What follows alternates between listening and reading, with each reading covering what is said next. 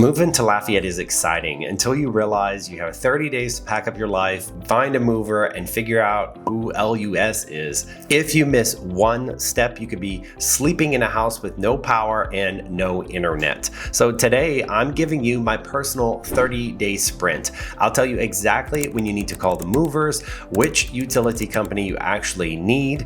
Hint, it depends on the actual street that you're on, and the one insurance document that you must secure 15 days out to avoid any delayed closing in 2026. Hi y'all, I am Drake Abshire, your local Lafayette real estate expert, and I don't just help you find a house, but I get you into a house without any headaches. Let's start the clock at day 30.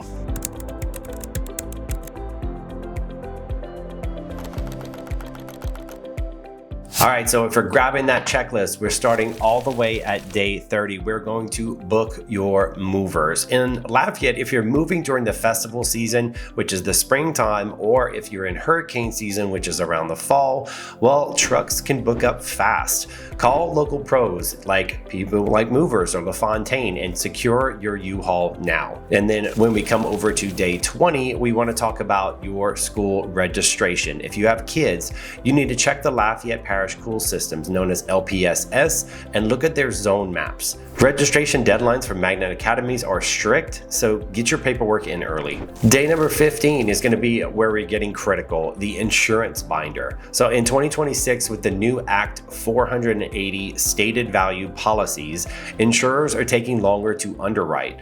Do not wait until the week of closing. Get your binder approved so that your lender gives you enough time for the clear to close and it's on time. Now, here are the facts. Movers, they're in high demand during April, which is right around that festival season. And the other peak season is going to be around that August and October, right at the end of the year. If you're curious more about the Act 480, these policies require specific stated value approval, which can take anywhere from 7 to 10 days in the year 2026 currently. A common objection that I get from some people is, hey, my lender said I can get my insurance 3 days before closing.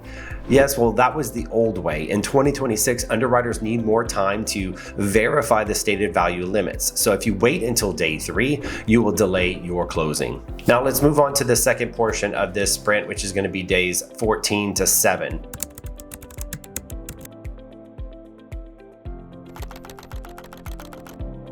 So if we start at 14, we're talking about utilities. So this is where Lafayette is unique. So if you are in the city limits, you want the LUS trifecta. They call it power, water, and then LUS fiber. Also very important for you to know, LUS fiber is now known as LFT fiber. They didn't like the fact that the power company was being confused with LUS and also fiber. So they wanted to brand themselves separately as a fiber company. So now LFT fiber is our municipal internet. It's 100% fiber optic and arguably the best in the country. Now, if you're in Youngsville or Broussard or the parish, you might have Slemco or Entergy for power and a different water provider. Ask me before you call so that you don't sit on hold with the wrong company. So day number 10, don't forget to change your address with USPS and update your Amazon delivery address because you don't want your housewarming gifts or any of your packages going to your old porch. Something to keep in mind about Slemco and Entergy, they serve areas that are outside the city limits, but knowing your provider can help you to prevent any setup delays. LFT fiber is a major selling point for smart homes due to the high upload speed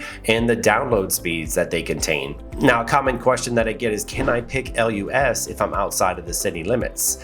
And the answer is usually no. Utility zones are strictly geographic. However, I can check your address to see if you are in the sweet spot, which gets you Slemco power, which is typically known for cheaper rates, or LFT fiber internet, which really gets you some of that best speed. The exciting news is that LFT fiber is expanding. They are going to be opening up to other parts of the parish, and so you won't have to just be within the city limits of Lafayette. They are soon to be opening in other areas as well. Now we're getting to our sprint number 3, which is down to days number 7 all the way to the final countdown of 0.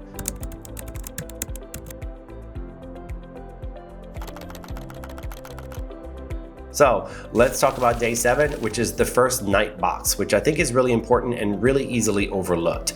You want to pack a clear bin with toilet paper, phone chargers, sheets, and a coffee maker. Trust me, at 10 p.m. on moving day, you do not want to be hunting for a toothbrush.